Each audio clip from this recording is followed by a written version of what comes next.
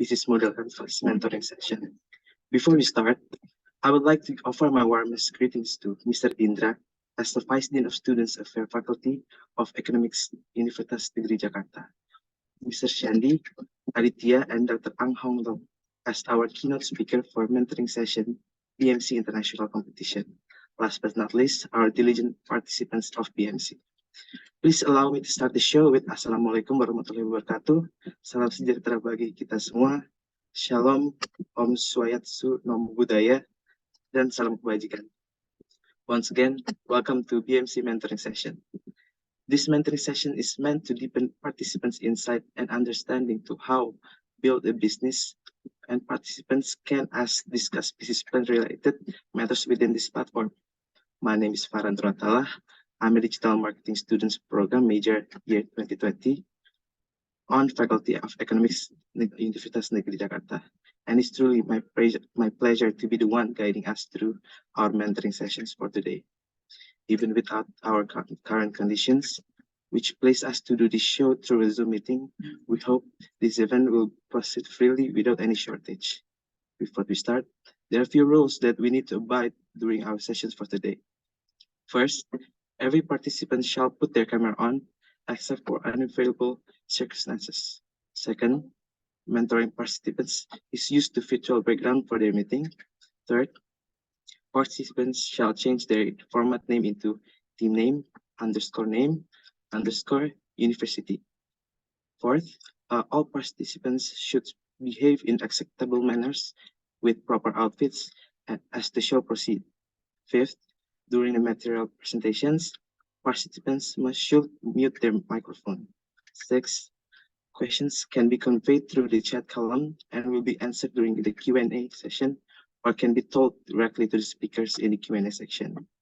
Seventh, presence form will be given through the chat box. Eighth, participants should turn their camera on during photo session. And lastly, for your kind information, these meetings will be fully recorded and will be within rights of use of Universitas Negeri Jakarta. Without any further ado, we will start our schedule today with our national anthem, Indonesia Raya. Participants is hoped to be polite during this process.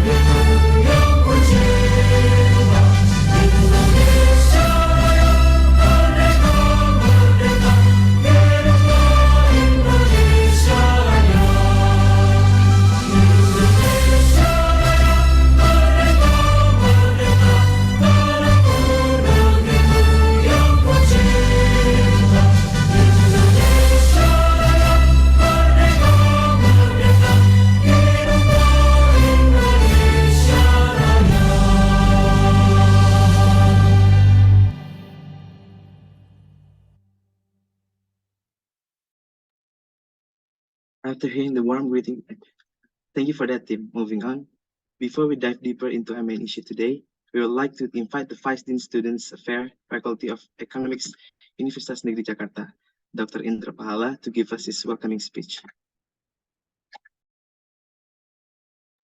Okay, thank you. Assalamualaikum warahmatullahi wabarakatuh.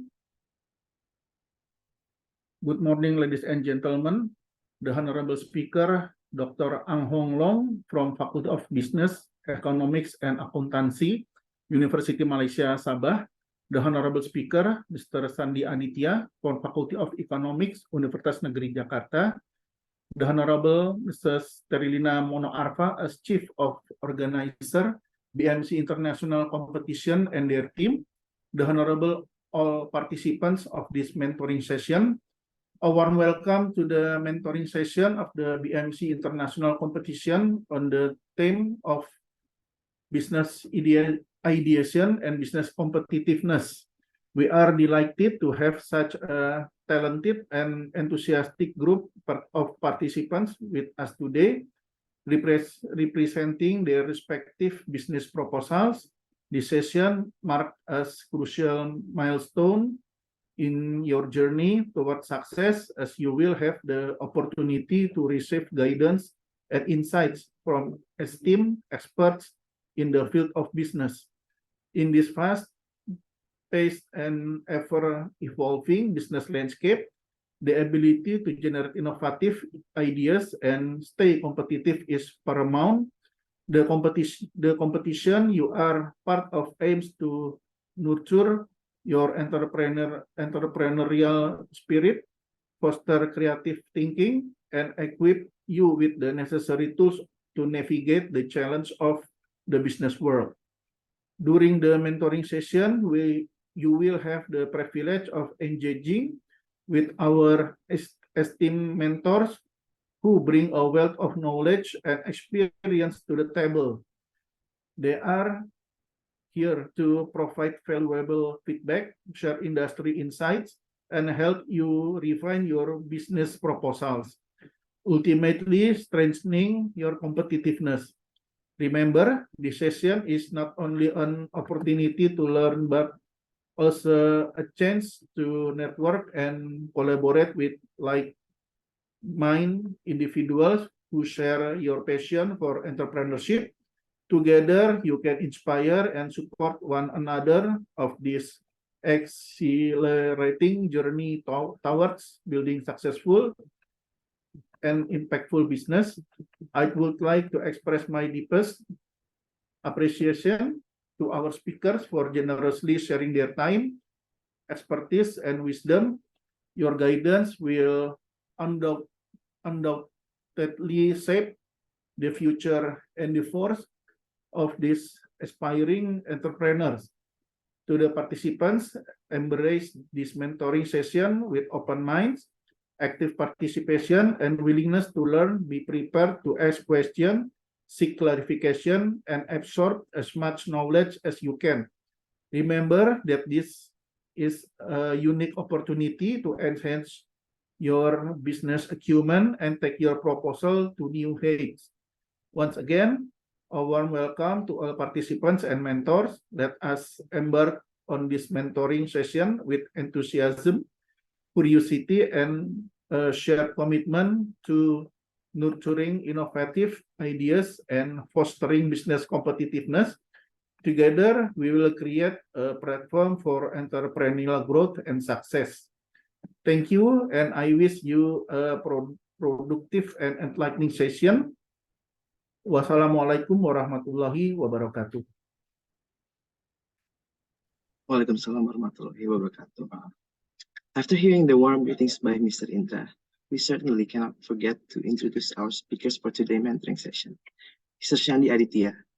Mr. Sandi is a highly motivated lecturer with entrepreneur experience in employment history in business ideation. Let's see his CV to know him better.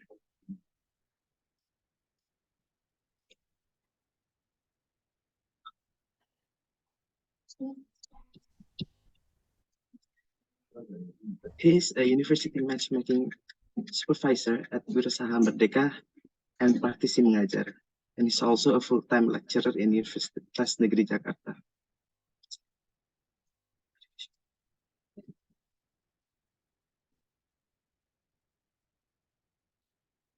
Mr. Sandi is a Master of Professional Studies in Auckland University of Technology, New Zealand, and is also a Bachelor of International Business specialized in e-business in Auckland Institute of Studies, St. Helens of New Zealand.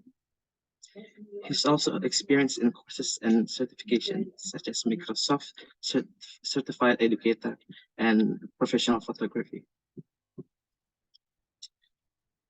Mr. Shandy has a lot of milestones such as Tanda Tangan EU Jakarta, and he's the founder and CEO. And then he has also longboard boardologist in Jakarta and the Jakarta Barbershop Indonesia.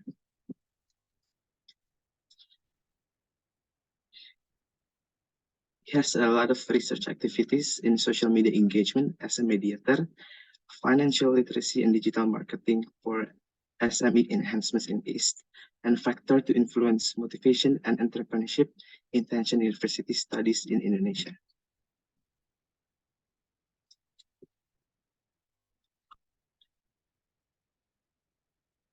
And he also have extracurricular activities such as business mentor, Kementerian Koperasi dan UMKM, trainer agent, youth dialogue, and TEDx UNJ initiator.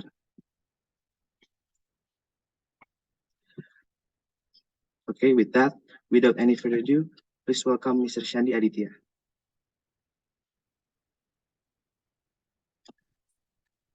Okay.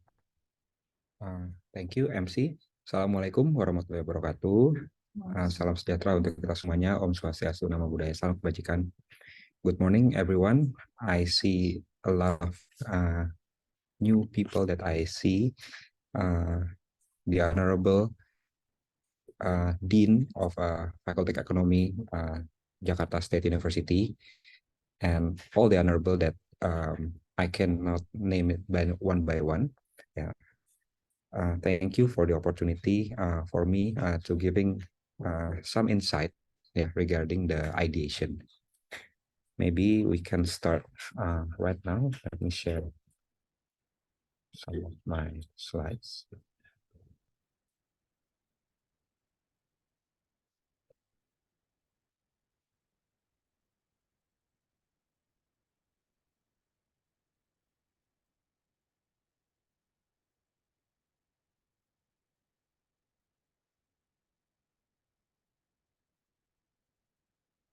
Okay, can everyone see me?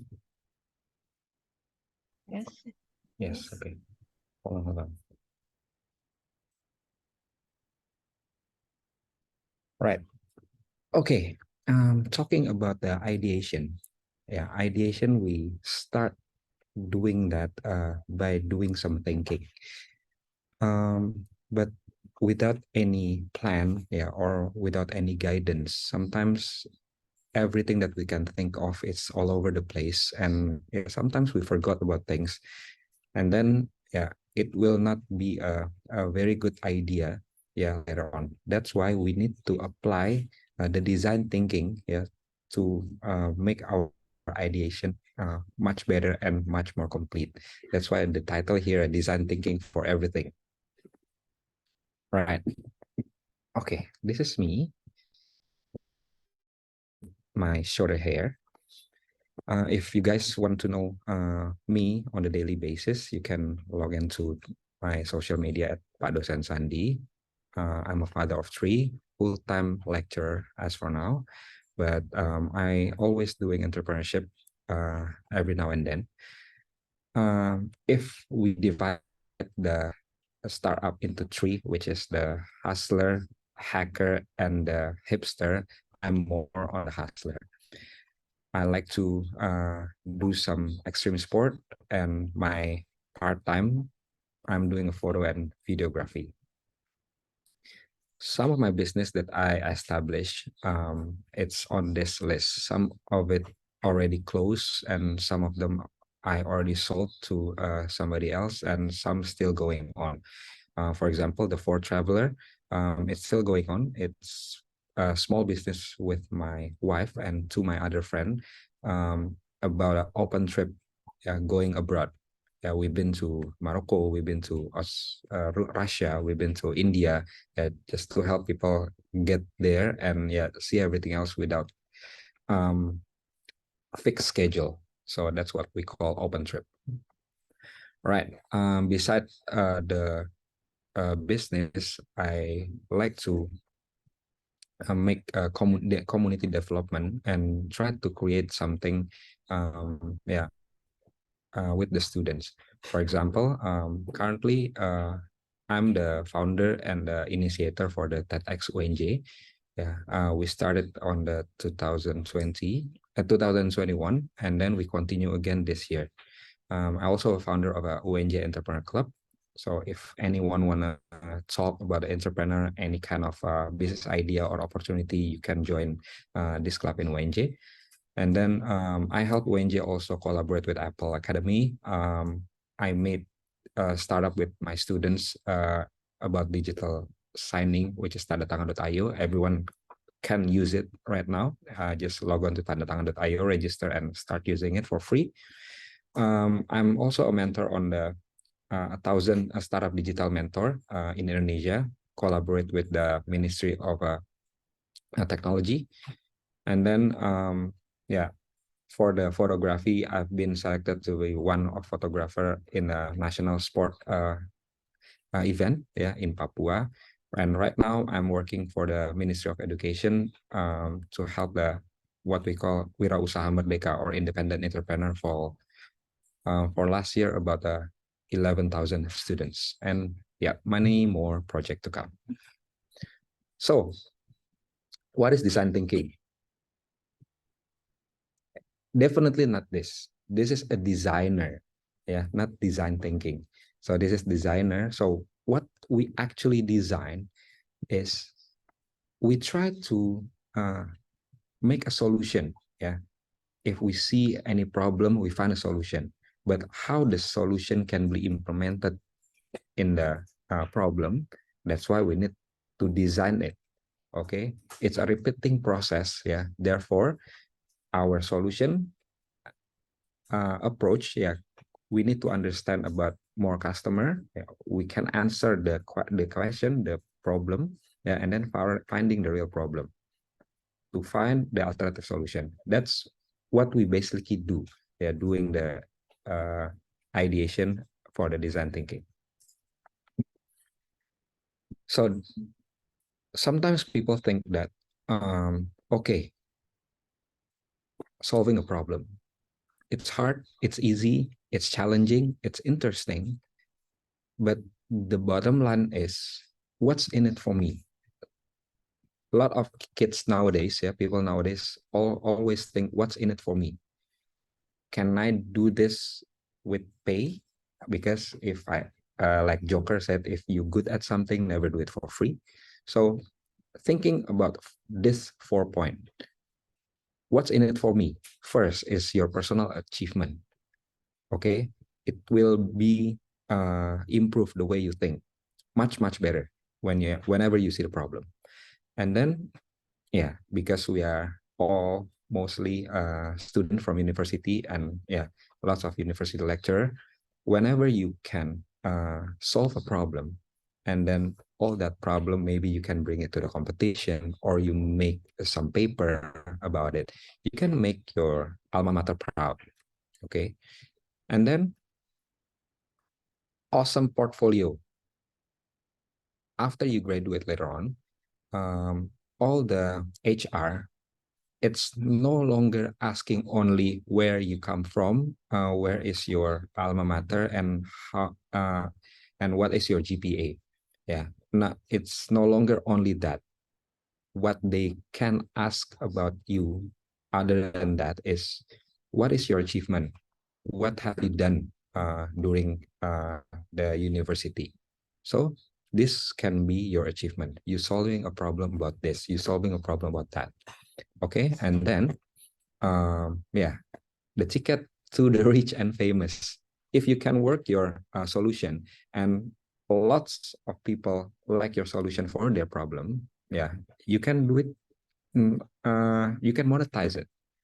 Okay, so it's not you working for money, but it's the other way around. Right, design thinking 101.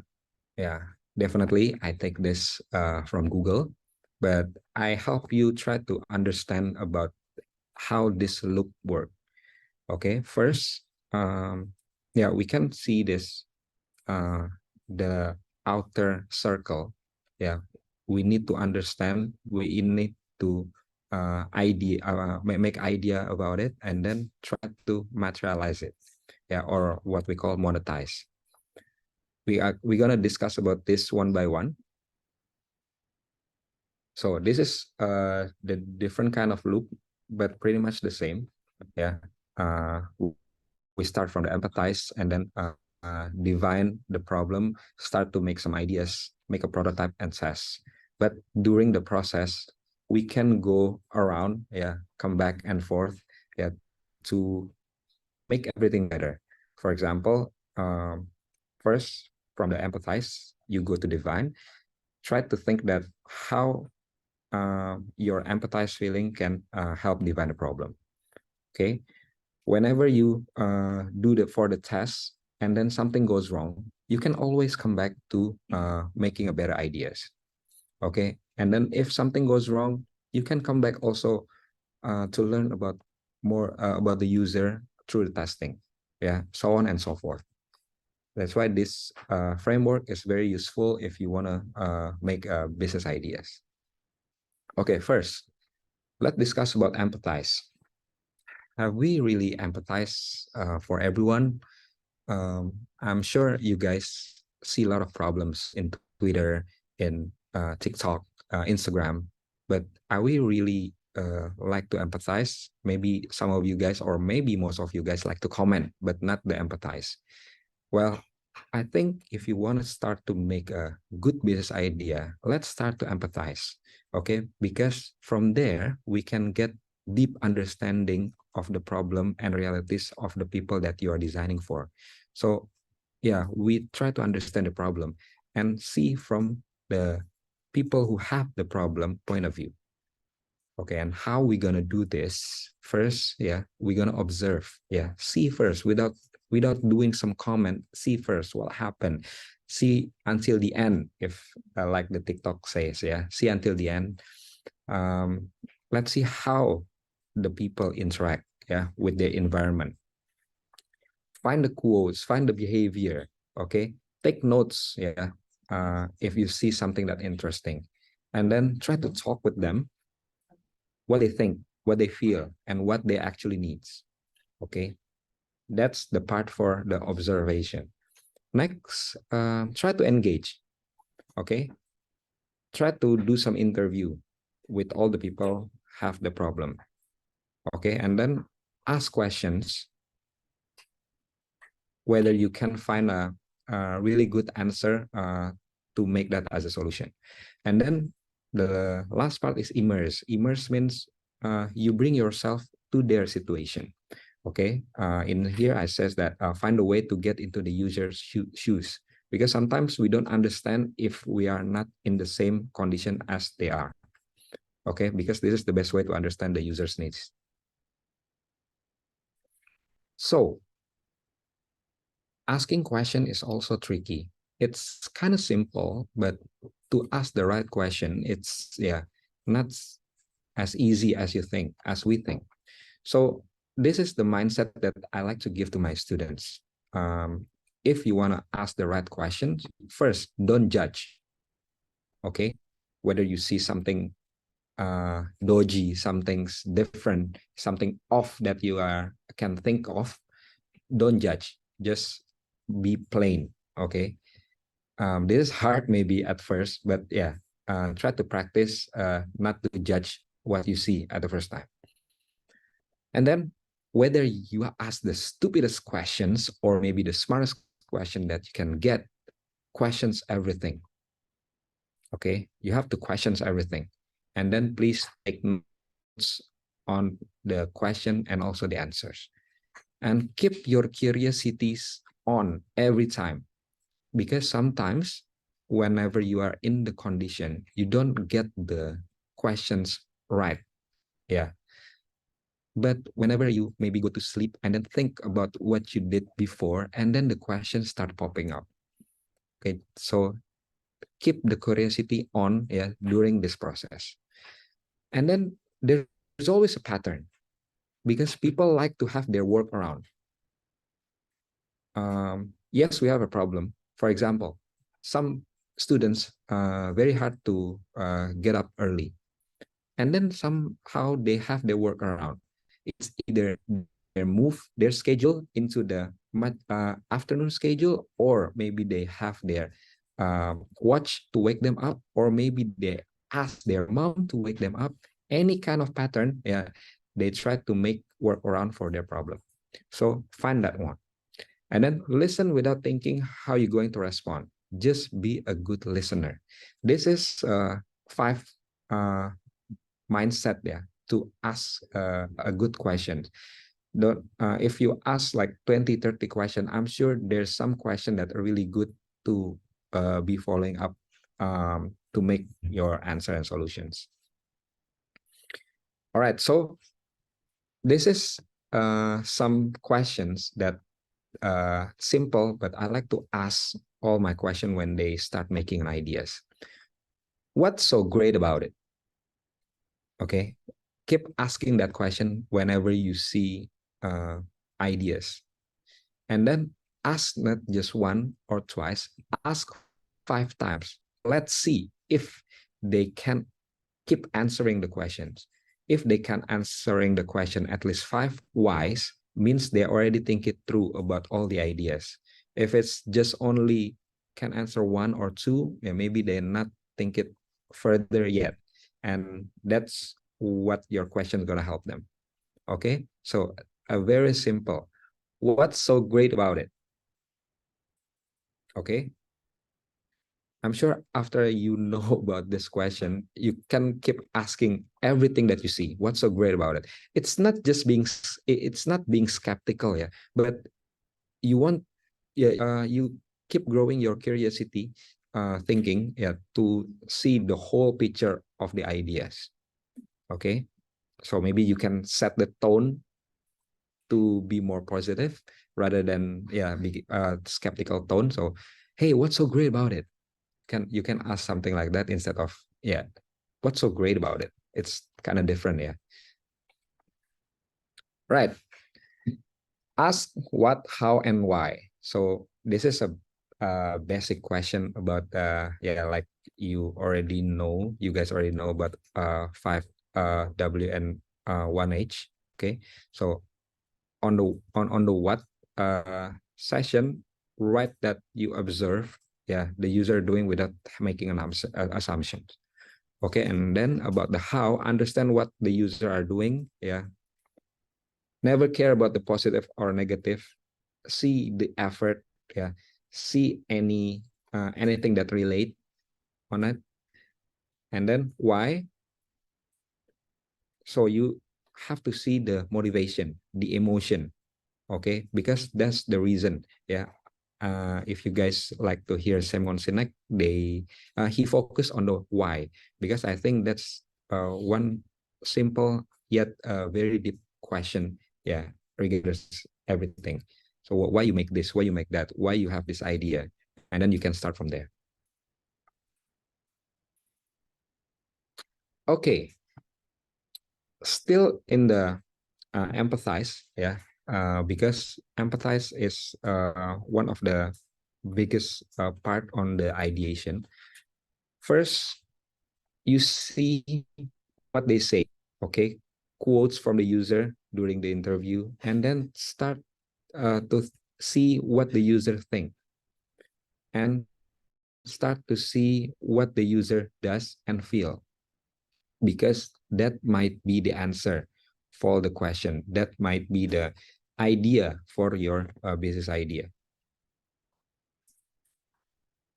So I elaborate more, yeah, about this say, do, think, and feel.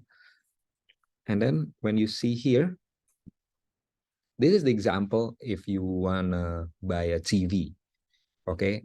If you wanna see Jasmine, what Jasmine have to say, I was expecting something different. What do you think? What is the size is the best? What brand do you like? This is pretty much simple, but if you take it notes, yeah, from Jamie, yeah, it can be a really good mapping for what Jamie really think about thinking of buying a TVs. See what Jamie thinking about why this is so hard picking up the brand, size, and everything. Am I missing something for the features? Am I wasting too much time to just picking the right TV? Or I just want something really, really good, but maybe something, the TV that costs too much or something. That, yeah, you can take note on that. And then what Jamie really does by checking a website, asking around, and what she actually feels, yeah, fear about spending too much, yeah, inadequate on what he or she's gonna buy. Is it really suitable for him or her? Okay, so this is the mapping.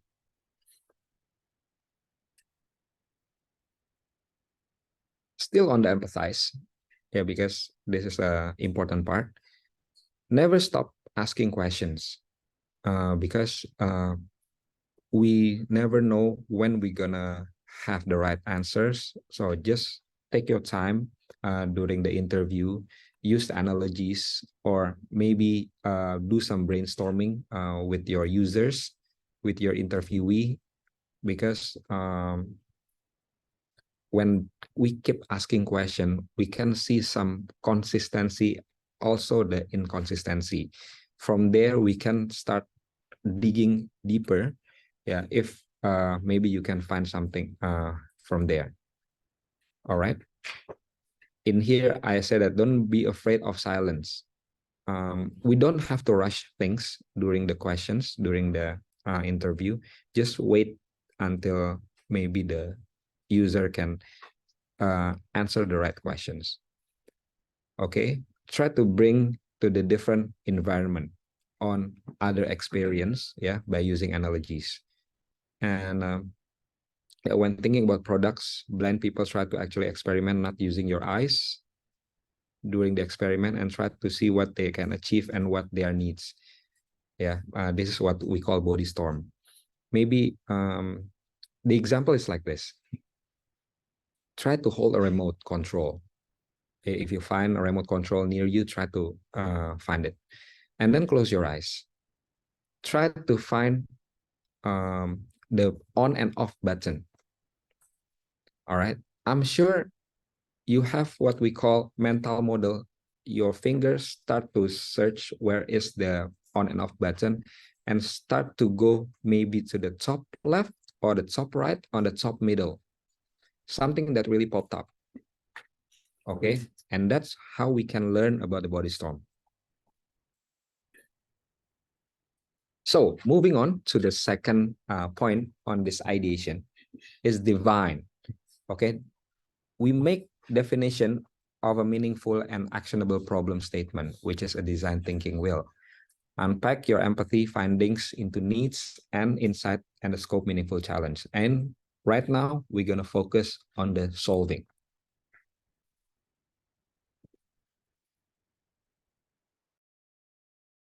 We have this four approach, yeah, during the divine. First, we're going to use the point of view. We're combining the user, the need, the insights, yeah, and everything, and then try to find the real problem. And then we use a term, how might we? This is the term that, how about we can do this? How about we can do that? Yeah, a short question that launched a brainstorm that came out from the point of view statement. So this is the what we call seed for ideation. And then we have a why, how ladder. Okay, this is like a ladder in your house. Yeah, we're gonna step up every why, and then we're gonna step down in every how, and then the power of 10. Yeah, because we consider challenge through the frame of various magnitude. Right. We're gonna go for the point of view. So we're gonna articulate what the kids and the youngster like to say POV right now, yeah, point of view, by combining these three elements. Who is the user, what their need, and what their insight. Okay. Insert your information about your user, the need, and your insight following sentence. Okay. For example, let's go for the buying TV. We come back to Jamie. So Jamie It's a person who needs a TV because of what? The inside. Yeah, I don't know. Maybe Jamie need the TV that a smart TV that have installed the Netflix, or maybe Jamie just need to buy a TV for the monitor. If he or she have a PC or any kind of thing, yeah, please write it down, and then you can see the point of view from there. Right. And then for the how might we, this is a short question that launch a brainstorm. Okay. For example, we have to have the challenge first. Redesign the ground experience at the local international airport. Okay. So think of it as we are the contractor for the airport, the local international airport. We're gonna redesign the ground experience. Ground experience means when you come into the airport and then see the ticket box and do all the stuff before you depart on after your arrival. What you have in the airport, that's a ground experience. So the point of view is Harriet, mother of three, rushing through the airport only to wait hours at the gates, need to entertain her playful children because little onion bread only irritate already frustrated for fellow passengers. Jadi, so you know, this is one of the case that a mother of three having her kids going to the airport, and you know how annoying little kids can be, yeah, and then see how you can try to redesign. Okay, how might we use the kids' energy to entertain fellow passengers? Okay, if I can think something like this, maybe I will have a small stage like what is it? American Idol. Okay, have a stage with all sparkle on the back, and then let's see how the kids are going to do, and then maybe we can put some camera there. With that, you can direct the attention on the kids instead of disturbing other passenger. Yeah, they go play around in the stage like they are stars. Yeah, maybe. And move the bed. How might we separate the kids from fellow passengers? Okay, means that we need to have a small space only for the kids, away from the passengers, so the kids can play along, do everything that they can do while they are far away from the passengers. Okay, and then try to explore the opposite. How might we make the wait the most interesting part of the trip? How can we do that? Maybe in every seat while we are waiting, they have some board game, or maybe you have a free PlayStation 5 to play with, something like that. All right, so this is what we can think, yeah, during the case. All right, from here on, we can really think about so many stuff, and then all the ideas we can bring to our like manager or maybe higher position, and then let's see how it goes with them, which one gonna be approved, yeah, and so on and so forth. All right, that's how might we framework. Right now we going to the why and how ladder. Friends and lecturers, you can start asking questions in the chat room, maybe if you are still confused about things or two. All right, carry on. On the why, how ladder, we used to find user needs and ways to possibly solve them. All right, first step, identify few meaningful user needs. All right, let's come back to the TV. Or maybe, okay, enough with the TV. Let's go to the ground experience in the airport. Let's find meaningful user needs. User needs means the passenger need to be away from a kid's disturbance. and then maybe the kids need something that can entertain themselves. All right, and then we start the step 2 ladder up from what their needs. Why the passenger need to be away from the kids disturbance? So you can see here, for example, why would a user need to see a link between the product and the process to create it? Because the user need to confidence and that it won't harm their health by understanding the origin. So let me rephrase that in the airport term.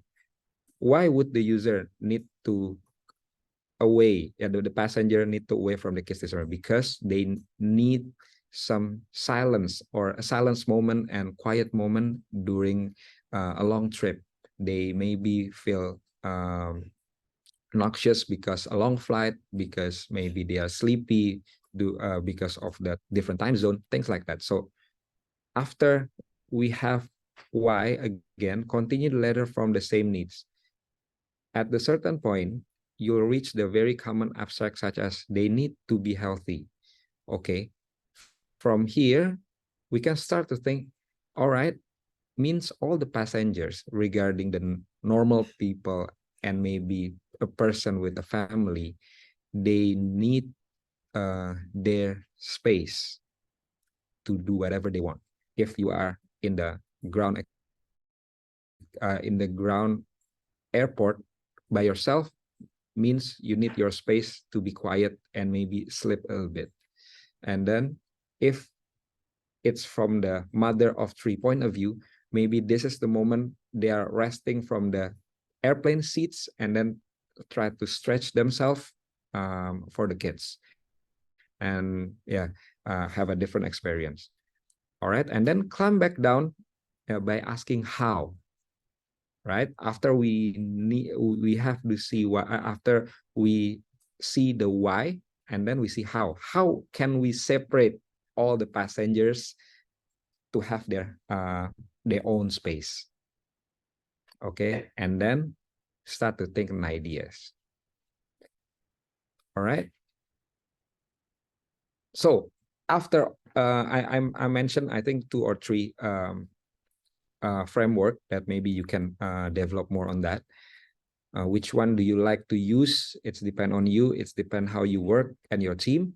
So on the third point, let's move to ideate. This is the moment that we generate radical design alternative to explore a wide solution space. Okay, this is the moment that your idea will come. So don't forget, because idea come and go. I'm sure you will have lots of ideas in your bedroom, but I'm sure after that you go out from the bedroom, suddenly you forgot everything. So what we need to do is what we call brain write, means put your idea on paper, elaborate among the team. So please write it down, any kind of idea, whether it's crazy, whether it's bad, whether it's good, just put it in the paper first. Let's see how it goes. All right, and then all the ideas need a challenge. I'm sure you also have friends who like to challenge everything, who like to questions everything. So identify the assumption that you will you have about the product you're building. Why you have to this?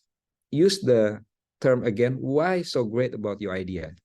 Yeah, challenge your idea so the idea is become better and better. Right, and then after that we can also use mind map. Try to see the whole picture and make it into detail for every aspect. Okay, and then moving on, this is what I like, the pause, the creative pause. Sometimes we talk about ideas, we argue to each other, but what we also need is just keep silence for a little bit. Okay, let's everyone in the team keep silence and think it through. Okay, just keep silence. I'm sure you will have a different approach or maybe different point of view towards your ideas, and maybe you will have much better questions or assumption from there. All right, and then we have a cheat storm. We have a power of 10, leveraging the crowd to enhance the human creativity. Yeah, in the diversity of idea input. So you can throw some your idea to the random person, see how it goes, what they are thinking about it. So this is kind of a mind mapping that I'm sure you already know, how you can try to write down every aspect about your problem and see the root of the problem, or of the root of all the aspects come from. Yeah, this is just a example. Okay, you have a paper, you have a pen, start to write your ideas. Or maybe you are kind of a edgy person that like to use a tool, collecting some tools that you can use. You can type this one into Google and then see how it goes. A lot of tools about this. Yeah, you can try. For example, I like to write my ideas in the sticky notes, the digital sticky notes. And right now I'm trying to move to the Microsoft Teams. So yeah, start to think how you can work yourself around. Try to pick some tools that maybe you can help you be much more efficient and effective. So after we have our ideas, we have our mind mapping, we have all the ideas, write it down in the paper. Next, we're gonna make a prototype. This is a moment that your idea become a reality. As you can see here, prototype can be anything that takes a physical form, a wall on the pause, yeah, role-playing activities, any kind of thing. There is a two prototype that we know. First is low fidelity and the high fidelity. I like to ask someone. Hopefully most of you already know Gojek or Grab. Yeah, they are a startup that become an actual business that help people go around shipping all their products, yeah, from point A to point B. I like to ask question with my students. What if, or what's the original idea of Gojek and Grab before they become an application? All right. So, and then the students start thinking. The answer I'm looking for is before they become application. It means the founder will have two phones. Yeah, two phones. First phone is for everyone that need Gojek or any kind of ship, and the other phone is the database for Gojek, for Ojek, the motorcycle that ready to pick up the passenger or the product. Means, okay, hello, do you need to go somewhere? Yes, I need to go to a place that 10 kilometers from here. Okay, let me see if there is any motorcycles ready for you. And then try to call. Hey, I get this client that wants to go from point A to point B, 10 kilometers away. Who is available? Okay, me, sir. Okay, I'll hook you up. Dang, that's the original idea before Gojek or Grab become an application. So that's what we call maybe a low fidelity prototyping. It's a quick example for some features. All right. And then later on, when the founders start to making a high fidelity prototype, means it will be much sophisticated than that. So explaining about low fidelity prototyping, that most of you can already make this. It's a basic model or example. Yeah, just some features, maybe the most valuable features only. You can use a storyboard, sketching, yeah, card sorting, or any kind of thing. There's a pro and cons, yeah, obviously. For the pros, it's a quick and inexpensive. So it's good for a student, yeah, to make their prototype low fidelity because it's quick and expensive and easily to build and make people much more understand about your ideas. Possible to make an instant change and test the new iteration, And then disposable, easily to throw away, enables the design to gain overall views of the product using minimal time and effort. No advanced technical skill required, and encourage for the foster design thinking. So this is what you can start whenever you want to design your prototype. However, yeah, it lack of realism. Sometimes people cannot picture the whole story about your idea because this is a very simple prototype. Depending on your product, the product is low-fi prototype may not be appropriate for your intended user. For example, if we can see a computer or a laptop nowadays, imagine when they have their prototype for the very first computer. It's really big, like a house. So yeah, it's not suitable for us if we think it's at a time like this. All right, and then such a prototype often remove control from the user as they generally have to interact with the basic way. Maybe we can help them operate the prototype because, yeah, again, it's simple, it's disposable. So you need to help your user to understand and use your prototype if it's low fidelity. Right, and then from the low fidelity, we move to high fidelity prototype. Yeah, it can look and operate closer to finishing product, so people can really see clearly how the finished product. For example, you can use the 3D plastic model, or right now there's a 3D printer, yeah, that you can really make your products. All right, and then the early version of the software system developed using the design programs such as Sketch, Adobe Illustrator, or right now we can use Figma, yeah, to make your idea become easier to understand for the user. When you have high fidelity, it definitely engaging because people can straight away see the whole picture and can use the prototype straight away. User testing involving in high-fi prototype will allow the evaluator to gain information because they can really use the product. However, yeah, they generally take much longer to produce. All right, it takes time to produce a high-fi prototype. When testing, users are more inclined and focused to the comment on the superficial. Oh, I think it's better to look like this way. Oh, it's better, I think, when the color is black. You will have that kind of feedback from your users. And then after devoting hours and hours of time producing an accurate model on how product will appear to behave, designers are often loaded and to make a change.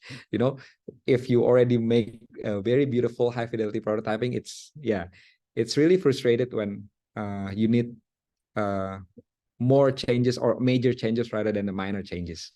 Software prototype might give a test user false impressions, and making change to the prototype can take a long time. So yeah, you can consider this as you need to make sure the high-fi prototyping is maybe 70, 80 to 90% closer to your final product. So you have to make sure of it. Otherwise, low fee is much better for you. So make a prototype as if you know you're right, but test it as you know you will be wrong. So this is a quote that I really like about prototyping. Just if you want to go for prototype, just go for it. Just go for it and try to test it. And then brace yourself to get all the comments, hopefully constructive comments, yeah, from the users. So change to gather feedback, refine solution, and continue to learn about your users. Yeah, we have to run through the whole process first, and then find a user to test your product and see how the feedbacks improve your prototype and your product later on. All right, now we're gonna meet the users to testing our prototype. Allow you to learn about the solution you created, but also about the users. And then I like the second point, which is let the user experience the prototype. You show the prototype, but you don't say a word. Let them figure out by themselves. From there, you can see how easy your product can be understood by the users. If it's take a long time, means you need to, you need to have clearer prototype or clearer product or software for people to understand. Put your prototype in the user's hand, yeah, and then give a basic context only and let them explore. Have them talk through their experience. Just take it all in, yeah. Every experience from the user, take it all in. All right, actively observe. You don't have to correct them, yeah. Let's see how it goes, yeah. Watch how they use, yeah, your prototype. I know you are afraid that the user might break your prototype, but just again give there the basic context. Yeah, just say that maybe this is fragile, so please use it carefully. But yeah, let's see how it goes. Okay, this is the moment of truth for your product to be tested by the users, and then follow up the questions. Keep asking the open-ended question like, how do you feel? How do you experience? What about the products? And then they start to giving a feedback, and they will have a valuable part, yeah, on your progress. Okay, real feedback capture metrics. So you will have a real-time capture on the feedback, yeah, during the presentation and show and tell a prototype. Arrange through the idea, yeah. Make a 4 category for easy assessment. This is I have a 4 quadrant on the bottom.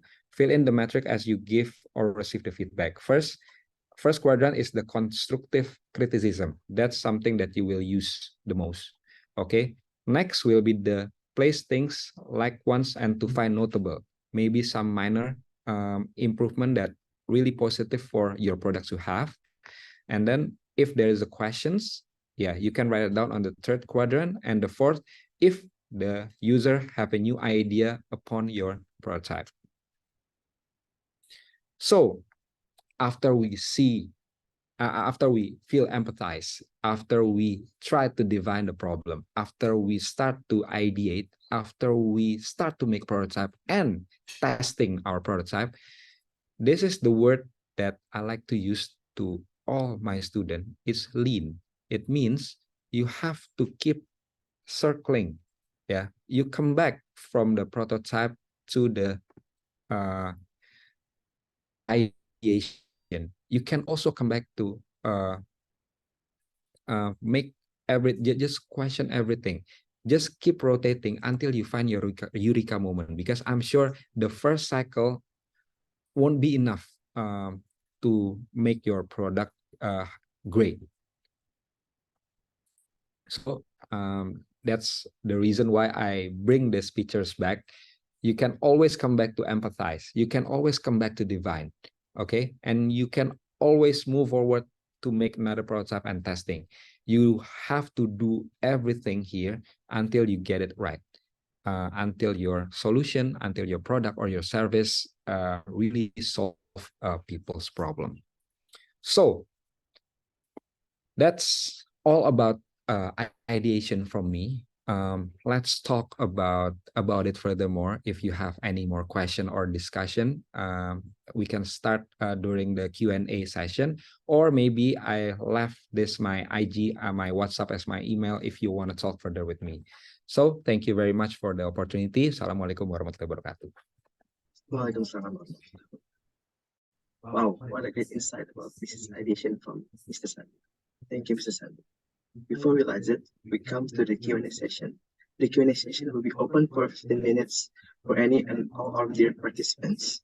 If you guys have any questions, please don't be shy to raise your hand or type any question down below the comment section. There's a question from Dr. Ang Honglong. Good morning and thank you. What is the good advice on this condition? Is there any possible to start a business with zero startup capital? Right. Okay. So my fellow speakers asking question. This is really make me nervous. However, this is actually most of the students like to ask.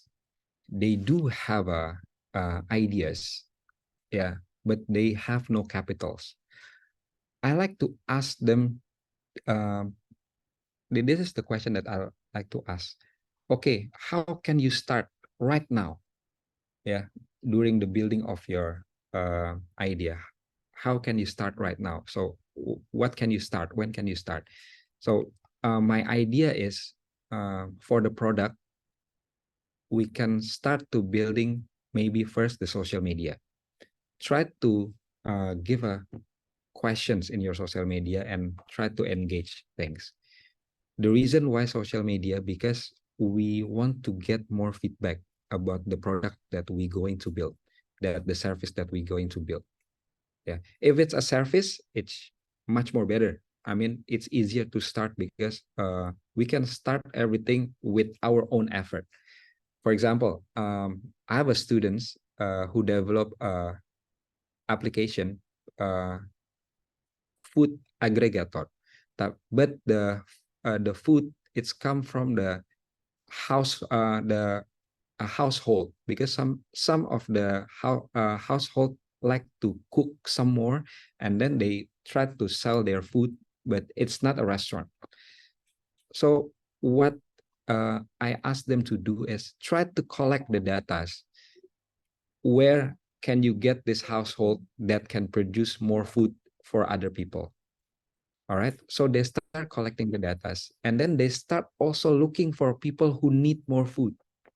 Yeah, so that kind of data they can use, and then yeah, they can start juggling the information. Hey, do you need some more food? Okay, I have this list of a food uh, maker from the household, and then from there you can straight away see if your business process works or not, and then you start to see, okay, how can we make things better? Then yeah, you also can start monetizing it, even though it's a little bit, but whenever the business process and the business model already work without the application, I think you will have your MVP. So that's Mr. Ang. That's what I like to share, and then work together with my students. Yeah, start with something that we can do it right now. Yeah, that's something that we can do without no capital. Okay, thank you, Mr. Shandi, for answering the question.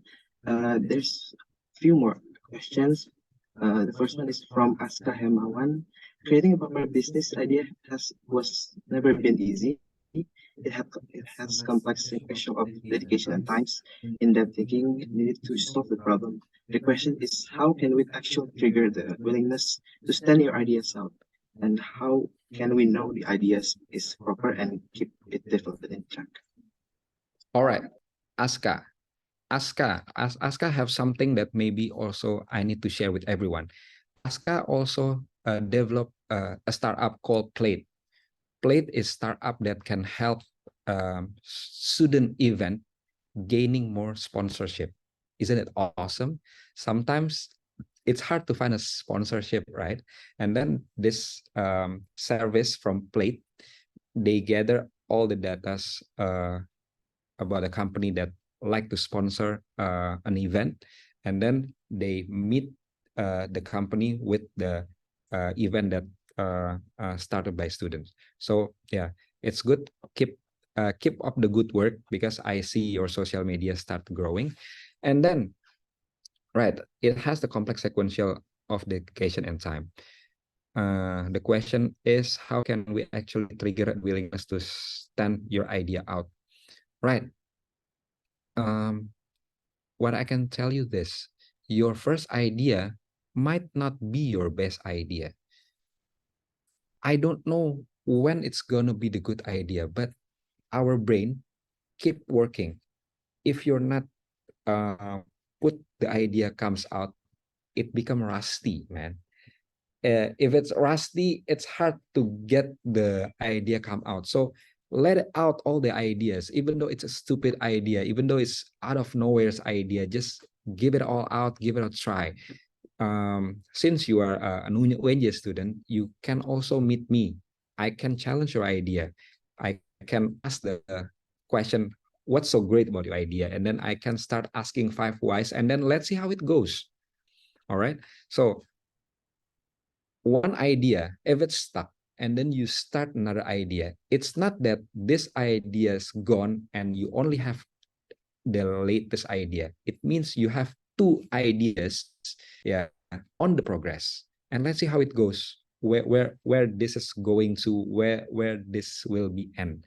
Okay, so never overthinking yourself to show about your idea, to tell about your idea.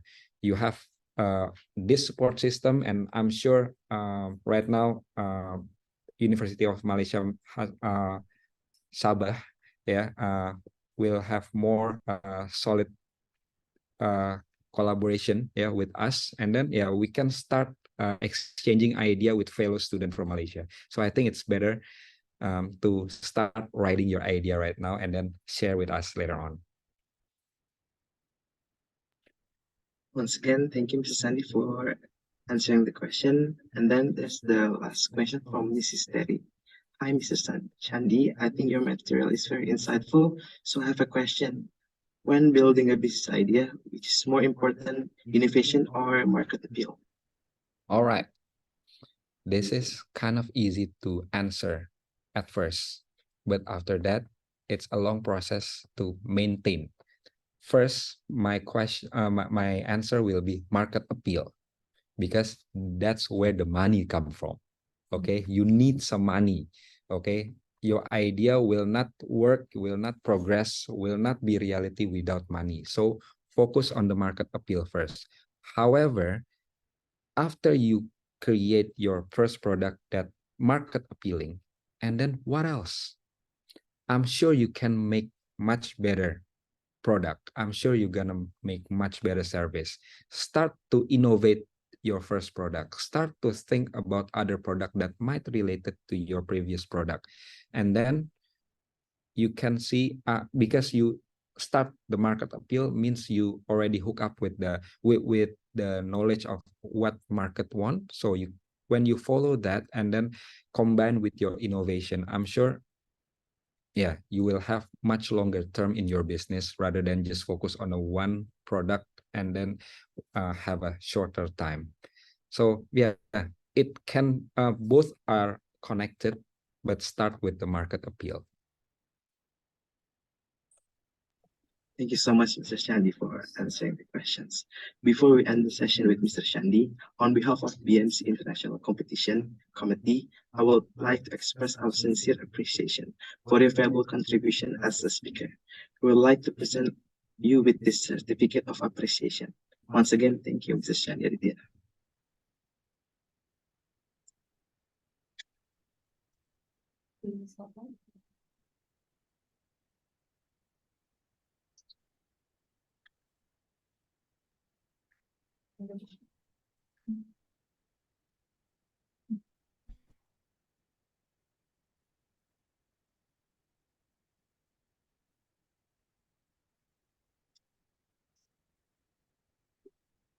Okay, can you give a applause for Mr. Shandy?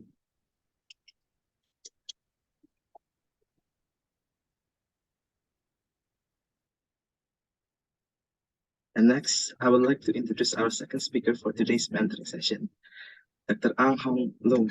Dr. Ang Hong Lung is an expert at small business and internship, strategic management, organizational performance in manufacturing sector. Dr. Ang Hong Lung has published a lot of journals such as International Journal of Economic Research in Business and Social Science, Strategic Management and Business Growth, Mapping the Strategic Management and Organizational Performance Relationship.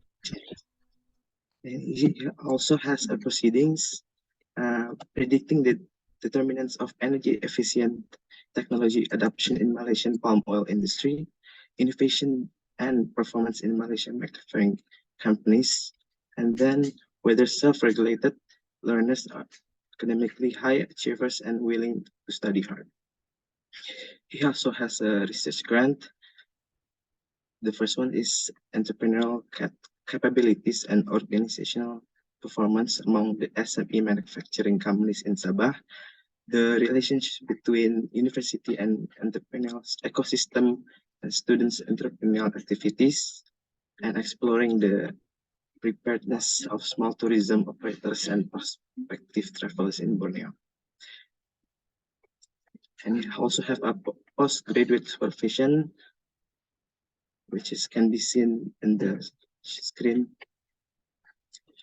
Without further ado, let's welcome Mr. Dr. Ang Hong Long. Hi, thank you so much. May I get your permission to share the screen? Is that okay? Thank you. Yes, please.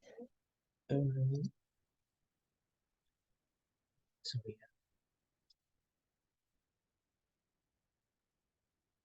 Is that controlled by the committees? Because I cannot see the share permission here.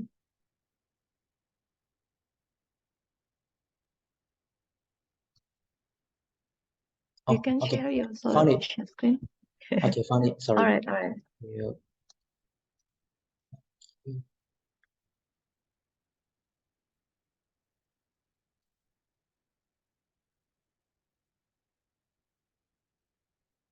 Okay, is that okay? Okay. Okay, thank you. All right.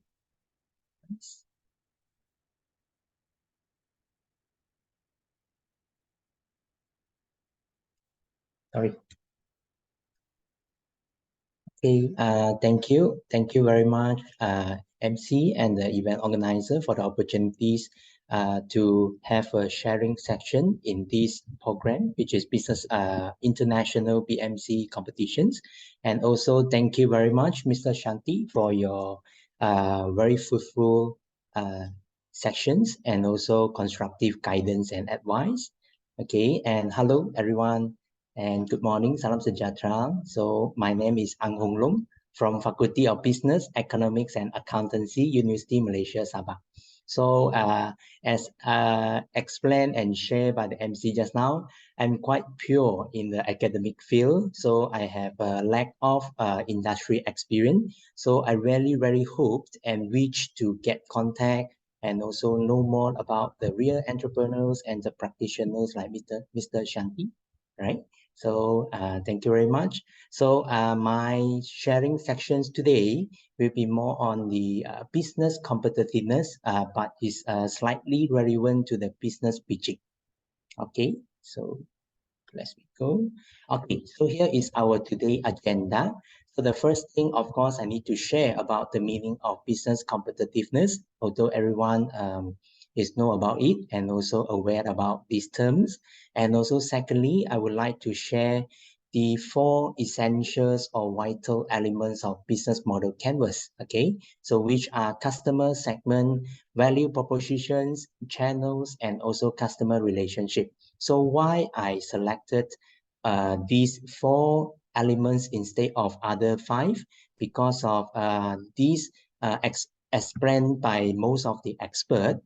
These are the most important part for the users or for the entrepreneurs or for the people who are generate their new ideas to, how to say, to strengthen their marketing campaign. And also this part will be the high chances to attract and convince your target audience, like your investor, like the banker that is going to approve your loan and so on. All right. So next, I would like to share brief sections on competitive analysis. All right. Okay. So business competitive. Okay. In the business perspective, of course, it means that a company ability to make and deliver a winning business performance. Okay. At here, business performance can be like generate a superior customer value, or you're trying to solve a certain problem, okay, like Mr. Shanti say, all right, just now, if there is an issue or problems, okay, then we are going to find the solutions and going to come up with products or services or the solutions that are able to help, okay, certain groups or even the mass market demands from our potential customer, right? And also we can do better than our competitors, right? Since we have a keyword of competitiveness. And also from here, if we are able like to do like the description of the photos, like you are in the same industry, you are in the same participants of the same industry, or you are the competitors, then you are going to, who is going to be the fastest, okay, to reach the final line, then you will win the certain objective or certain goals, like you are getting the new contract, you are getting the new funding, or you're getting the new project and also business opportunity. All right. So next, when we are related with the context of business pitching, okay, they are slightly similar with their definitions, but I would like to say is that it will be further explained a little bit, okay, because when we are talking about pitching here, so it might be talking about you are creating presentations, or you are creating talk sections like the sharing section, okay, in order to share your ideas or share your business ideas, okay, to your target audience or to people who want to know more about your ideas. All right. So in the context of business pitching, it's referred to the ability of a company to outperform its competitor. All right. It's same, right? With the definitions before, and now is further involved creating and presenting a compelling value. Okay, compelling means is like you are creating an attractive and also convincing, okay, or even a special value propositions, or we call it unique selling point. So what is so special about your product or service, or even your business idea, or the whole concept of the business, okay, or the process also can, okay, which able to be differentiate your product or your business or your product from others, okay, and how you are going to position, or how you're going to what we call it, how you're going to be strategize your business idea to the next level or to reach to the market. Okay, so these all are needed to be shared. Okay, from my point of view, you need to be shared to the people who have a similar interest with you. Okay, so have you ever heard about the business model canvas? Okay, so anyone, is that like maybe you can share your thumbs up icon or emotion here? Okay, have you heard about this? From the University Malaysia Sabah, okay, I believe that most of the students have aware about this, because this is a very good practice, okay, for the learners and also for the entrepreneurs as well, to how to say, when we are able to create a very informative business model canvas, it will be able to describe and also simplify all the important points in a systematically way, okay, and also we can look at the consistency of your business, like is that your value propositions, is that aligned with the cost structure or not. If let's say you're talking about your value propositions, you're selling a high-end or luxury goods, let's say, but in your cost structure you are mentioning about you are the cost-driven, okay, target or goals, so there will be a little bit, I cannot say that it cannot, but it will say that a little bit curious, okay, that will be invite for questions, okay, from an investor regarding like how you're going to link all this, okay, together in a business model canvas. Okay, maybe there is an icon, but I cannot see here. Don't worry. Okay, so next, so in this sharing section, due to time management, okay, so I will share the most prior, okay, parts. There will be 1, 2, 3, 4 here. There will be customer segment, value proposition, channels, and also customer relationship. Okay, as I mentioned here, it doesn't mean that the other elements are not important, but we should be starting from this side. Okay, it's not starting from the key partners, key activities, or key resources. Okay, we should start it from this side. And also when we have a very good foundations and preparations on the first 4 elements of the business model canvas, then we can go further on it. Okay, and I believe that due to the based on the foundations that we built, we are able to identify the next elements of the BMC. Okay. All right. So before we go further to the BMC template or BMC guideline, okay. So I might like to work a little bit from your mindset or from your brain. Okay, actually, is everyone know about this? So if let's say your superior or you need to conduct a business model, okay, and your target customer is not human, okay, is animal, or for a cat, okay, there will be your targeted customers. So how many business models can you think of? Okay, all right, so think, okay, about it. Okay, so let's move on. Okay, pet food, of course, Lakan, right? Most of you might be thinking about this because now it's already like consider penetrate, okay, all the so many brands, okay, regarding cat foods and also drinks. And we open from the shopping marketplace, online global market is appear, all right? Many choices, variety of choice and options, okay? For example, like the goat milk, all right? And also we have varieties of the flavors of the healthy cat foods, all right? We can see it's delicious reaction, okay? It must be good, okay? And I quite curious about this photo. That's why I screenshot about it.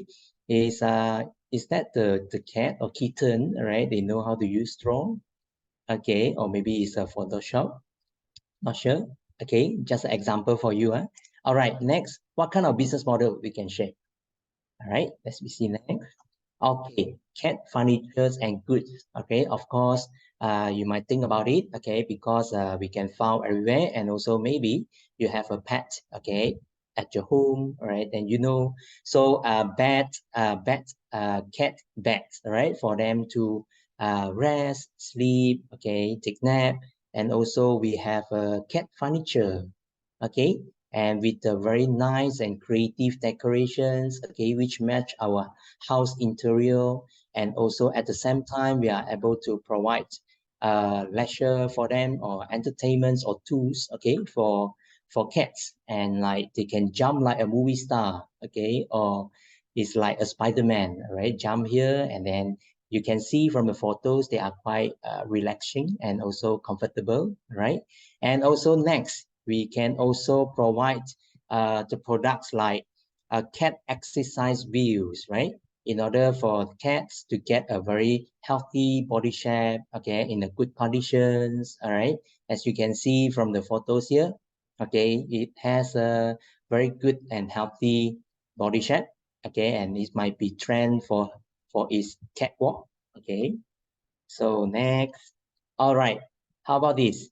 Clothes, okay, even though it's already like we could say that it's already established in all around the world, and there are many sellers, or even we call it entrepreneurs, okay, but still, okay, you can like join the industry, okay, and also compete with them if you have a very what we call it, if you have a very good unique selling point, like you have a very trendy design, okay, of the cat clothes or the pet fashion and so on, still, okay, you can go on it. And also you can say you have a very durable design. It can be last longer, okay, and have a very good quality, right? And also color and so on. All right, it's like, for example, like this one, okay, it's look like a captain of the Pirate of Caribbean, right? And also how about this? Okay, what is called it? The male boss. Okay, I found from these photos. Okay, screenshot from Google. It's a luxury designer. Okay, cat clothes, right? Okay, so next, how about okay, it's like a CEO for me. Okay, like very arrogant. Okay, and also very smart. Okay, maybe he is attending a very formal ceremony or dinner night, okay, or even an interview session, okay. So how about here? Okay, maybe his wife, okay. So it's look like a royal, right? Okay, like a queen. All right, so all these still have a business opportunities. Okay, if you have a like you have a similar business idea, okay, with others, however you can coming out with a better one, right? In terms of functionality, features, and also in terms of the usable, okay, and also in terms of the performance as well. Okay. All right. Okay. So, all right.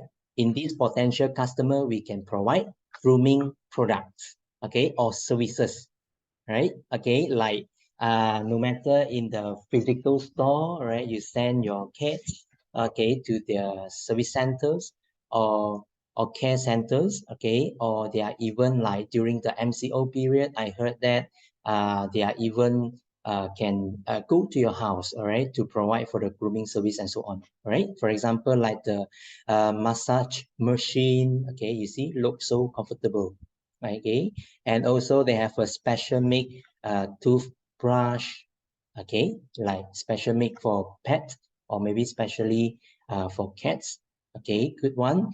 And how about this? Okay, this is the automatic cat hair dryer. Okay, it look like a rice cooker for me, okay, but it able to it is a stable product and it's able to sell in the market in a higher price, okay, higher price for me, like I checked the price, there will be 1,400 plus ringgit Malaysia, okay, and why not, it is possible, okay, you see the reaction, maybe surprised or maybe jealous, okay, so these are the grooming products, but just some of it, okay. All right, cat cafe, okay, cat cafe. But in these situations, like cat is not our customer, okay, but they are part of the business partners, right? The partners of the business, like they are the one to be a housekeeping, right, to the customer who visiting the cafe, right, restaurant, okay. Good one. All right, so few of them. Okay, how about this? Okay, I found these photos. All right, is that a library cat or what? Or cat library? Okay, this is my first reaction. Okay, when I get the photos. All right, I think it's like a librarian. Okay, all right, it's possible. This kind of business model is appeal. Okay, in somewhere, in some country. Okay, like maybe okay, they might provide the what we call it companies. Okay, like a convenience to the people. Okay, who visit the library when they are boring. Okay, then they can provide like they can play with them or they can release their stress, okay, and also they can watching you, okay, like a patrol like librarian, okay, after 10 minutes will be like this lah, okay, watching on you. All right, so okay, let's we move on, okay, for the first elements of the business model canvas, okay, which is a customer segment. All right, it is very, very important, okay, for us to classify our customer or potential customer that going to spend or going to use our product or service, okay, is identify your target market and analyze the specific customer segment where your business can excel. Imagine if you are just like simply to spend our marketing cost or whatever cost that they needed to the wrong target, they will be wasting our time and wasting our resources, okay, to do something. All right, why not from starting you spend more time on target and identifying your potential customer first. All right, who are they? Okay, is that needed for your business or for your products or for your service? Okay, this is the questions that you should ask yourself, and also understand their needs, preferences, and pain points. Okay, what are their current issues or problems that they are facing? Okay, if there is a problem, then the real entrepreneurs or the entrepreneurs, or we call it the business person, businessman, okay, they are going to come up with a solution, with a good product, okay, in order to solve the problem. Okay, and also we are able to tailor or customize, okay, your value propositions accordingly. So from there, we are going to produce, and also we can explain and justify and have a very strong, okay, strengths on emphasize on our products or services or our business, okay, how this functions and how it win the market and so on. All right. So the first or initial steps I would like to share with you is you should identify the market type, okay, because before you going further, okay, for the next step. All right. So like you have to ask yourself, or you have to do the analysis from the market, like Mr. Shanti session shared just now, like you can conduct the interview section, or you can go for the observations, okay, from the market. All right. Like is that your products is suitable or not, and or you can get the customer feedback. You can create a survey, all right, through online maybe, or you can even print it out, okay, to ask, okay, from the targeted locations that you're going to apply for your business, all right, and you ask them. So from there, after you collecting the data, then you can know finalize that whether your business in the mass market or in the niche market, segmented, diversified, or multi-sided platform. So mass market, every one of you must know this, right? Okay, mass market is like in a global market, everyone can use it. Like it's maybe your product is quite general, okay, and is needed by everyone, okay. So it's not surprisingly saying that you want to target for the mass market. And nowadays with the technology advance, okay, then we can apply our business easily through online, okay. And also we can choose from niche market, which is we focus on a very specific, okay, and we can consider a small group, okay, a group of like maybe not more than 300 or maybe not more than 1,000, okay. If you say that that will be justified in a niche market, then go on. All right, niche market, like they have a similar interest and they have a similar needs, okay, and also your product are able to solve the problem or issue, okay. Like for example, from the university students, okay, or college students, okay, also can, who are staying in hostel, right? Maybe in Sabah or maybe in Kota Kinabalu, Sabah, Malaysia, okay. So these are the example for the niche market. And also segmented market is like you have a good product, but you have a few types of target market or target customer. They have a different personality, they have a different lifestyle, or maybe in terms of the group, okay. Like for example, one segmented market for kids and one segmented market for teenagers, and also another two segmentations for adult and senior citizen. All right, so you break it segmented, or you have a diversified, okay. Actually they are quite similar, diversified and segmented, okay. But diversified is like you have a product, but you have a varieties of like similar products, like you have a different product line, but they are similar, okay. The products like different flavors, okay, and also they have different functions maybe, okay, but it's the same company. Then you can be diversified your target market. And even more bigger or large, you can go for multi-sided platform, okay, which target different markets from different countries or totally different markets, okay, based on the different cultures or different needs, okay. And after you have decided your market types, then you can go further in depth, please, okay. Please go for the types of 4 general types of market segmentation, because this one may help you to be identify and know your potential customer more, okay, in terms of their behavior, okay, where they stay, okay, most of your potential customer, where they stay, okay. And in terms of the group, okay, for the demographic perspective, okay, how old are them, okay, you can provide a age range after you collect the data.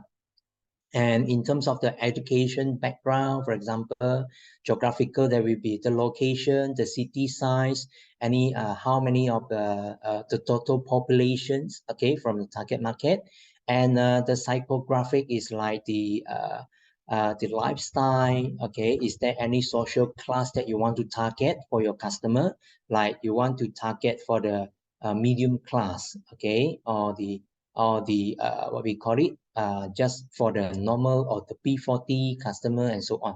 All right. Behavioral segmentations is like You want to know more about the current customer preferences. Is that the customer, they are looking for the convenience or hassle-free products, okay, like because everyone is rushing for their work every day or rushing for their class, so they might be looking for the very convenience and easy to use and accessible breakfast, for example. Okay, so from this one, it will be help you a lot, okay, when you have a very good preparations and data or informations from your customer segment. Okay, allow me to proceed to the next part. So next, okay, this would be, I can say that this would be a very, very important part, okay, for me, which is a value propositions. Sometimes we call it unique selling point. So what is so special? Okay, you have to ask yourself, so what? Okay, why you want to do this? Okay, like students will come to us, come to tutor and lecturers will ask, okay, is that okay or not, this one? Okay, we don't know. Okay, you have to go for the market research. Okay, you have to identify and explain, okay, your value propositions, why you want to select, okay, this product.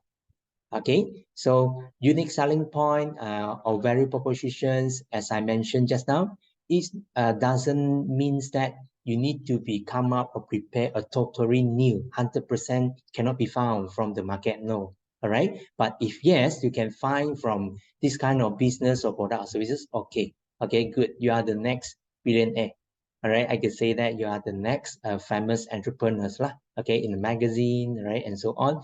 Okay, go on. But if let's say you want to start, okay, maybe start from more or start from initial step, like you're looking for some of the products still have a improvement space and so on, and then why not? All right. So there are two perspectives or aspects that you can emphasize here, which is direct and indirect. For the direct one, you can check for the product specifications or ingredients. So if you have a different ingredients, you have a good recipe, okay, you have a special flavor or taste, go on, all right? You can further add on to the existing product. Why not?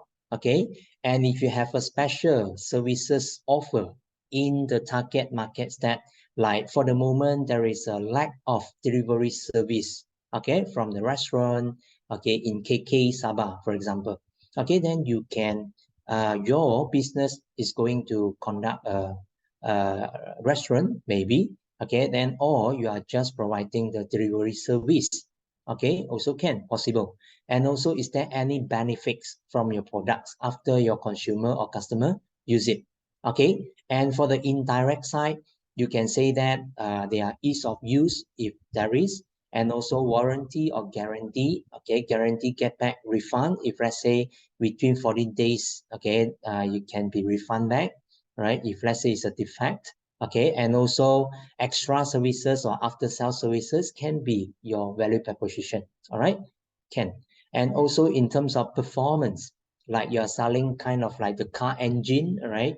And you have a better power, okay, compared to the others competitor engine, or you have a more environmental friendly engine, or the type of release, okay, or the emission, okay, why not?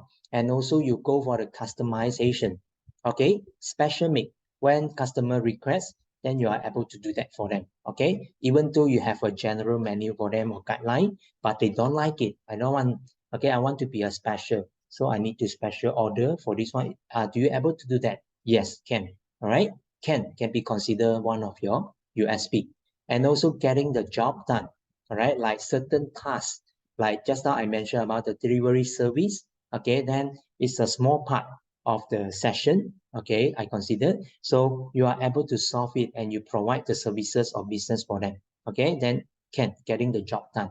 Or another example would be you have a software, okay, like for our academic writing, okay, or the student doing the citation or references. Previously, we do it manual, we check, we print it out and check one by one.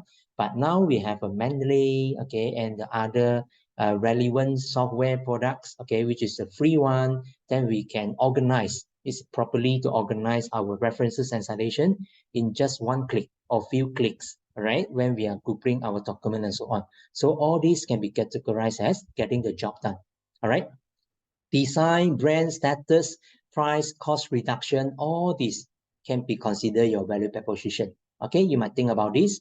And also in terms of your brand name or logo design also can be, because brand name and logo sometimes it can be like, if you create a very unique names, or it can be easily to be remembered by your customer, then will be your uniqueness. Okay, like KFC, right? Like Nike, Adidas, right? Everyone will know about it. Okay, about the brand name and also logo. Okay, so here is the example. And also next, okay, we will proceed and focus on the channel. Okay, like explain how you reach or distribute or engage and also conduct yourselves with your target customer effectively. Okay, sometimes you have a very good idea, but you targeted a wrong channel. There will be, okay, there will be worried. Okay, you will see why today our programs doesn't have any customer to walk in, or even phone call, or even email, okay, or there is no any customers. All right, why? Okay, then you have to go back, or you have to reverse back to check back. Okay, is that you have targeting the wrong channel, right? So from here I would like to share you some of the informations that I adopted, okay, from the books, all right, which is Generating Business Idea, okay. And here you will say, you can refer like they have on and also partner, okay. There are two general channels type here, and it can be what we call it, we can be arranged into direct and indirect. Okay, for example, like if let's say your business is belong to your own, right? You have your own channel, and then you may go for direct. Okay, then direct, you will have your own in-house sales force, like you can have your own department, right? And then you can have your own agents or staff, okay, to go out and generate the sales. Or at the same times in the online base, you can go for the website, okay, website portal, or you can use the social media platform, okay, to generate your sales or to do your promotion. Or you can go for indirect, or you can join as a partner, also can. All right, you have your own stores or the partner store. You are trying to collaborate with the partners, okay, in order to save cost maybe, or you want to share your expertise with your partners, okay, like you have a very good on the entrepreneurship skill, but your friends have a very good on the networking, on the public relations, okay, they have a very good they have a good customer list, okay, because they already established for more than 10 years, okay, but you're still new, so we can combine together. All right, if you have a similar services or similar business type, okay, with them. And also you can go for the wholesale as well, okay, you can pass the agent or retailer, okay, to do so. All right, channel. Okay, so next, there will be customer relationship. Okay, actually, the what we call it, the channel and also customer relationship, they are quite related. All right, that's why we need the template to check, okay, whether they are aligned or consistent or relevant or not.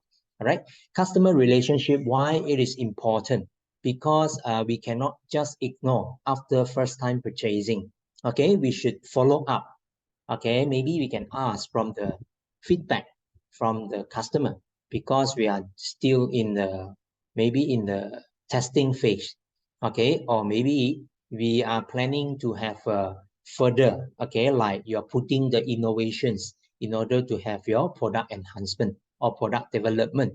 So you need this kind of data, like you get the feedback, no matter there is a negative or positive, or like some things like cannot be used, maybe you still have to collect all these informations, and you, because you need to have all these in order to coming out with the better solutions or activities for the upcoming program, like the marketing, like the customer loyalty program. Okay, you're trying to coming out with the membership, you upgrade for the customer who are often purchased, and you get a free premium status for them, okay, for the next purchase, and so on.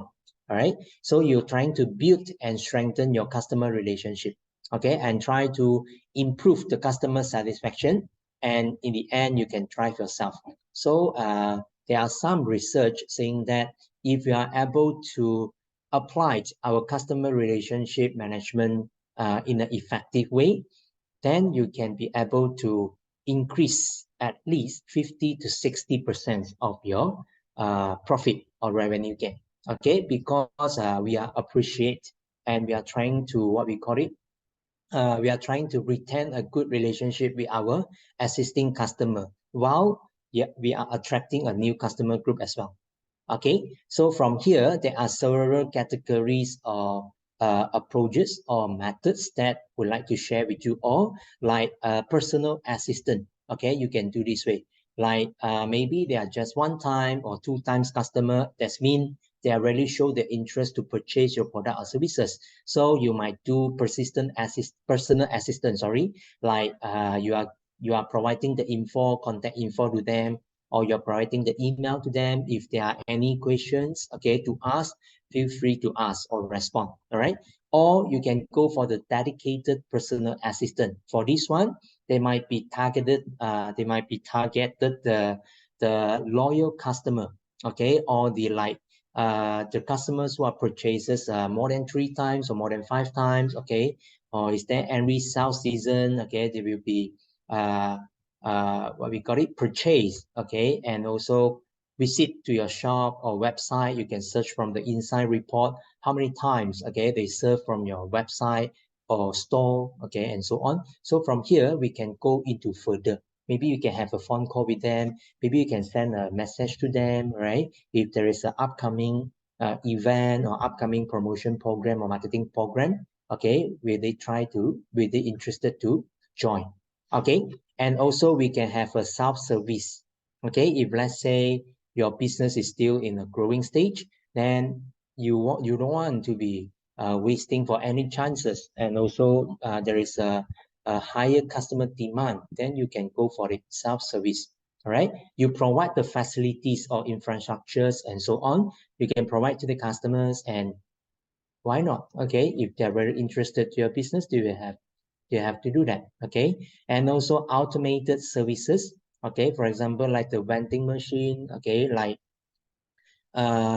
you want to be a convenience. Okay, and also you want to be convenience and save times. Okay, for the you are putting or arrange a vending machine in the university area. Okay, because you know that there will be lack of choices. Okay, for the university students, or maybe they are rushing time. Okay, for their classes and so on, then we can provide, okay, automated services for them. Okay, just one of the examples. And also we can go for the communities. Okay, like what we're doing now, we have many groups, right? Social media groups. When we type for the similar keywords, then we join the group, we follow the group. If there's any relevant information that we want, then we can look from that. Okay, and there is a platform for us to know more informations gaining from the community groups. Okay, and also we have a co-creation. Okay, we work together with customer. Okay, we are not just like selling product with them and say bye bye. Okay, no, we are trying to cooperate and work with them together. Okay, maybe we invite them, okay, to be the inviting guests, all right, to share a sharing section. Okay, after they use the product, and what kind of experience or what kind of feedback that they can share to other potential customer.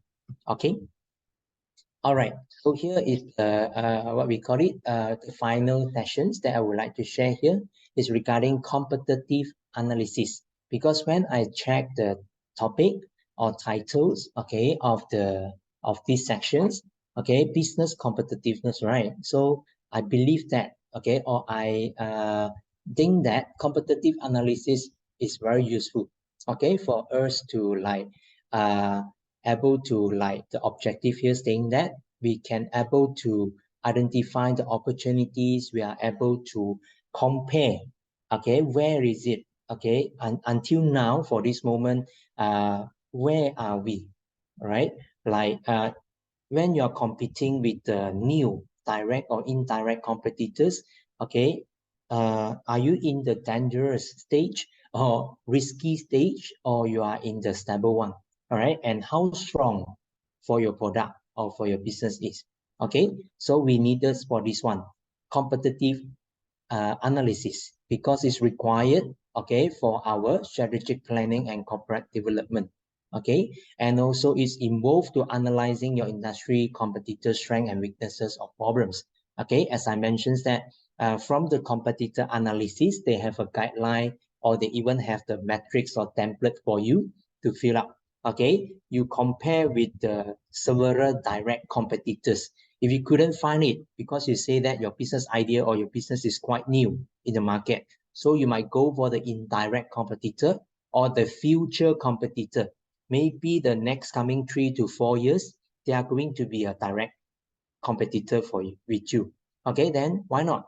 You analyze them, all right? You're coming up with the few perspective, like in terms of the packaging, in terms of the delivery service, in terms of the quality, in terms of the what we call it, customization, in terms of the innovation, as I mentioned before, innovation. So you try to compare with them. Okay, is that your business is more advantage than them or not? So when you collecting the data or informations, then you have to take it. All right, you take it. All right, then you see how many or what are the perspective you are strong with, and compared to this perspective, you compare with your competitors, you are slightly weak. All right, or there is a problem. Then we are going to coming up with a good strategy or effective strategy to solve it or trying to reduce, okay, the risk or weaknesses from there. All right, so the objective of applying competitive analysis is like we are able to identify the marketing opportunities, so to see how fast you are able to grab the opportunities. All right, and also how fast you can apply for the marketing strategy in order to maximize and also attract the customer to your business. All right, and you're able to differentiate your business, like I say, choose the strength. Okay, and then maybe you can, based on your strength, you can tell your customer. All right, and also you can be differentiate your business with your competitors. Right, you're selling a lower price product, but your quality maintain the same, or your quality is much more higher than your substitute product or your competitor products.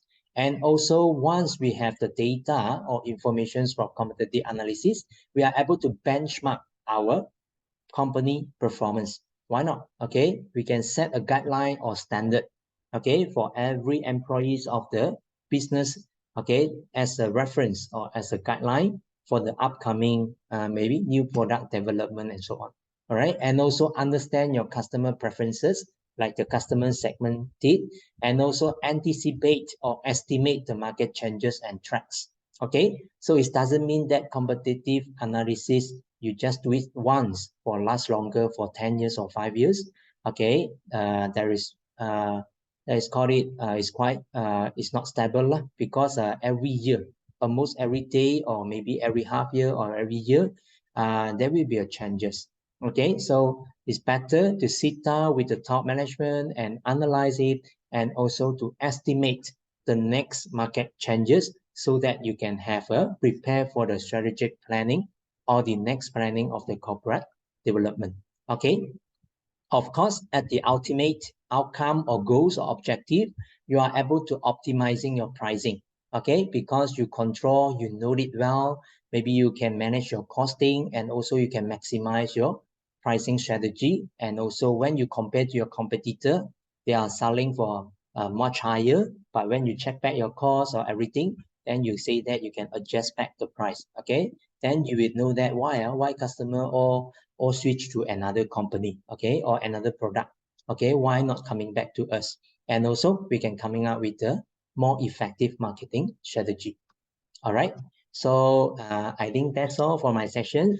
And also I wish to summarize, okay, my sharing section here, which is business model canvas and competitive analysis is a very, very important what we call it, is a very important approach, okay, or guidelines or references, okay, from my point of view, because they are able to help the business to know well from the business, and they are able to provide engagement, all right? And also they are able to know where they are and what are their weaknesses. They are able to solve it, okay, on the spot or also in a short period. And also by having these all preparations, I believe that it will be able to coming up with a more suitable strategy, increase the customer satisfaction, and also to be increase the sustainable long-term business growth. Okay, so I think that's all from me. Thank you for listening. Thank you so much, Dr. Ang. What an eye-opening knowledge for us to have been very eager to deepen the understanding of how is the competitiveness in business. Once again, we've come to the Q&A sessions, and as before, the Q&A sections will be open for 15 minutes for any of our dear participants. If you guys have any questions, please don't be shy to raise your hand, or you can type the question down below in the comment section. There's a few questions for you, Dr. Ang. The first one is from Radinka. I would like to ask, for making BMC, can we start from the key partners? Thank you. Hey, hi, thank you so much, MC, and also thank you for the questions. Okay, sharing, all right. You might be better, okay, and you might further enhance, okay, for the justifications, or maybe I can seek help from Mr. Shandy, okay, to assist the question as well. All right, thank you. So, like, how does the concept of sustainable competitive advantage? So, from my point of view, okay, it could be like, as I mentioned before, okay, we couldn't be like just stay along with one product. Okay, like maybe you started with a micro size or small size of a company or business idea, maybe you just one, okay, due to your limited resources. But in the future time, you have to start planning, okay, onward for the next 3 or 2 years planning, okay, in order to come out with a better or suitable product, or even you can extra, all right, extend the services, okay, with your main product in order to attract, like, in order to be contribute to the long-term success, and also maybe you can get more side outcomes, all right, and also like one of the perspective that I shared just now, like the customer relationship, okay, from there we can apply more programs or activities, right, in order for us to retain our customer from there. Okay, I hope that my answers or suggestions here answer your questions here. Thank you. Okay, thank you so much, Dr. Ang. Thank you. There's more questions for you from Novia Ayu. How does the concept of sustainable competitive advantage contribute to long-term success and profitability for business? Thank you. Okay, thank you very much. Thank you, Mr. Farhan. Okay, so from my point of view, we just follow the sequence, and I will say that both are important. But for me, I would like to say that I always share with my students or my junior, okay, they will always ask me first. It's not saying that where they want to target, okay, they will ask, is that okay? Is that okay or not? Is that this business idea, is that foreseeable or not? So it's better to start with the value proposition. Okay, what is the uniqueness and what is so special, or what is the compared to other similar products in the market? Okay, so what is the uniqueness? So what? Okay, from your products, is there any special function? Is there any like 3 items combined into one now, and then you can have a multi functions and so on, right? So for me, it would be started with value propositions, and then you could be at the same time to identify your market segmentation, okay? Because we have to be understand our customer first, what they want, and what are the current problems that they are facing. Then from there, we might have an idea, but we are not strong yet, not conform yet. So we further identify the uniqueness, the value propositions from there. Okay, thank you. I hope my suggestions answer your questions. Okay, thank you so much, Dr. Ang. And the last question is from Pak Shandy. I want to ask, which one is better should start according to you, market segmentation or value proposition. Okay. Oh, okay. Just now it's not answer already. Sorry. Just now I read the chat box and my answers or my suggestions is based on that. Sorry. Just now the second question is what? The Sorry, second sorry. question is from Radinka Fatanaria. I will ask to ask from making BMC. Can we start from the key partners for making the business model canvas? Can be, okay, because there are few references that me and my colleagues, okay, refer before. There are certain book, all right, has been published from several references, maybe from the blog or maybe from the magazine or maybe from the PDF or sorry, the ebooks, okay, or the books, right? So they have a different, okay, different sequence of the what we call it, the sequence of the BMC. All right, there is no right or wrong, or there is no harm, okay, to try.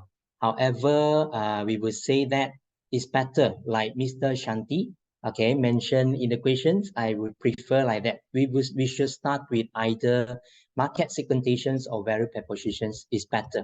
Otherwise, when we are already identify our key partners, all right, then our beginning is what we call it. Maybe it's not conform yet, right? Then when we are not confirming with the beginning, then the key partners nanti kena tukar lah. We have to change it again. All right. So it's better that we started from the proper sequence, okay, which is we coming up with the best or proper business idea.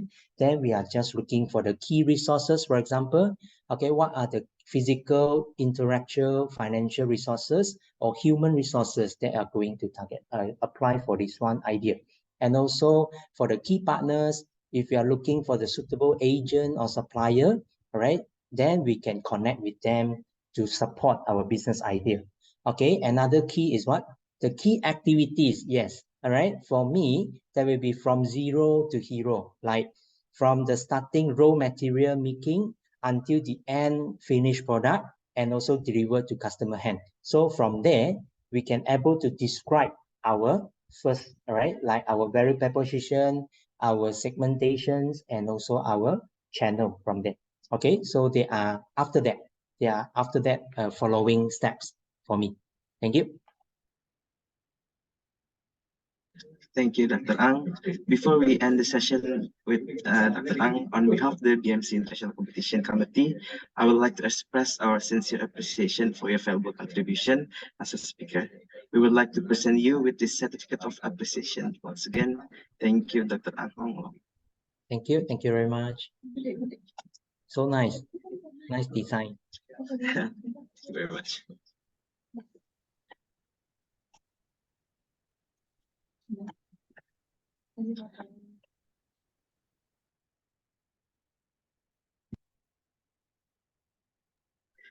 We kindly thank everyone for their high curiosity and questions, as well as Mr. Shandi, Aditya, and Dr. Ang Hong Long, who have been kindly assisting us with each one of them. We would like to kindly remind everyone that the link for the presence form is already available in your chat column. Please keep in mind that participants should fill the form as the requirements for your certificate. The form can be filled once as the mentoring session ended. Lastly, we will now be entering the photo session. All participants is to turn the camera on, and please you do your best pose and kindly listen for our documentation team instructions.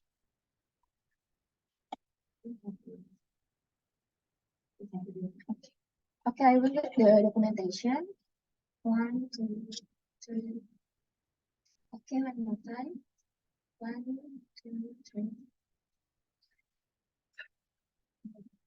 Okay, now for all the participants.